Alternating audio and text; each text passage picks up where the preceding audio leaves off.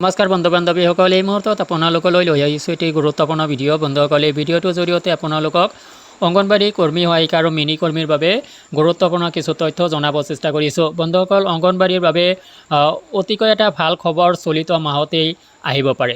তো চলিত মাহতে আপোনালোকে পাব পাৰে সুখবৰ, দৰমহা বৃদ্ধিৰ লগতে চাকৰিৰ স্থায়িত্ব লগতে কিছু বিশেষ সা সুবিধা আপোনালোকে লাভ কৰিব গৈ আছে আৰু সেই সুবিধাসমূহ আপোনালোকে অচিৰে লাভ কৰিব গৈ আছে। বন্ধুসকল, এই সংক্ৰান্তত গুৰুত্বপূৰ্ণ কিছু তথ্য আপোনালোকক জনাম। মূল ভিডিঅ'টোলৈ যোৱাৰ আগতে আপোনালোকক জনাম সৰু এটা ৰিকুৱেষ্ট, অংগনবাড়ী ৰিলেটেড যিকোনো খবৰ নিয়মিতভাৱে পাবলৈ চেনেলটোলৈ নতুন ভৰি ৰাখিলে চেনেলটো ছাবস্ক্ৰাইব কৰি ল'ব। আহক বন্ধুসকল, আমি মূল ভিডিঅ'টোলৈ আগবাঢ়িছোঁ।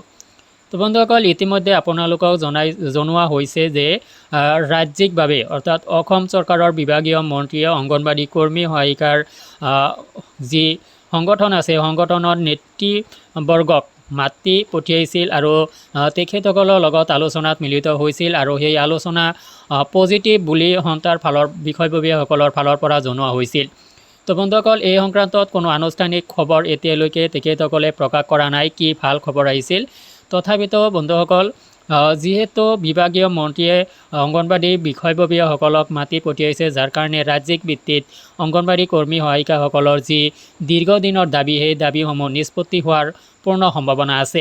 তো ইয়াৰ পিছতো আপোনালোকক জনাই ৰাখোঁ যে কেন্দ্ৰীয় বাজেট উত্থাপনৰ আগতে পৰামৰ্শ বৈঠকত বিভিন্ন সংগঠনে অংগনবাড়ীৰ লগতে আশাকৰ্মী, ৰন্ধনকৰ্মীসকলৰ দৰমহা বৃদ্ধিকে আদি কৰি তেওঁলোকৰ যি ছ'চিয়েল নিৰাপত্তা, সেই নিৰাপত্তাৰ ওপৰত প্ৰশ্ন উত্থাপন কৰিছিল আৰু এই প্ৰশ্নসমূহ বা এই দাবীসমূহ আগন্তুক বাজেটত ঠাই পাব লাগে বুলি দাবী উত্থাপন কৰিছিল। আৰু যদি সেই পৰামৰ্শসমূহ গ্ৰহণ কৰা হয় তেতিয়াহ'লেও কেন্দ্ৰীয়ভাৱেও আপোনালোকে অংগনবাড়ী কৰ্মী সহায়িকা, মিনি কৰ্মী, আশাকৰ্মী, ৰন্ধনকৰ্মী হিচাপে বিশেষ সা সুবিধা কিছু লাভ কৰিব গৈ আছে। য'ত উল্লেখ কৰা হৈছিল মূল্যবৃদ্ধিৰ সময়ত অংগনবাড়ী কৰ্মী সহায়িকা আৰু আশাকৰ্মী বা ৰন্ধনকৰ্মীৰ দৰমহা বৃদ্ধি কৰা হোৱা নাই, যাৰ কাৰণে এই দৰমহা বৃদ্ধিৰ যি দাবী, সেই দাবীটো বাজেটত ৰাখিব লাগে, বাজেটত উত্থাপন হ'ব লাগে। তো বন্ধুসকল, যাৰ কাৰণে কেন্দ্ৰীয়ভাৱে আপোনালোকৰ চাকৰিৰ স্থায়িত্ব লগতে দৰমহা বৃদ্ধিৰ লগতে কেইবাটাও গুৰুত্বপূৰ্ণ দাবী উত্থাপন কৰা হৈছে। এই দাবীসমূহ যদি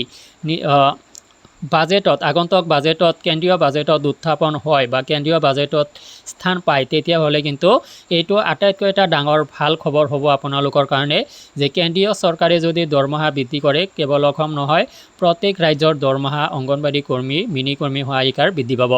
তো যাৰ কাৰণে চলিত মাহতে আপোনালোকে এই সুখবৰখিনি লাভ কৰিব, আনুষ্ঠানিক খবৰখিনি আপোনালোকে লাভ কৰিব যে আপোনালোকৰ দৰমহা লগতে চাকৰিৰ স্থায়িত্ব লগতে আৰু কিছু বিশেষ সা সুবিধা আপোনালোকে পাবলৈ গৈ আছে।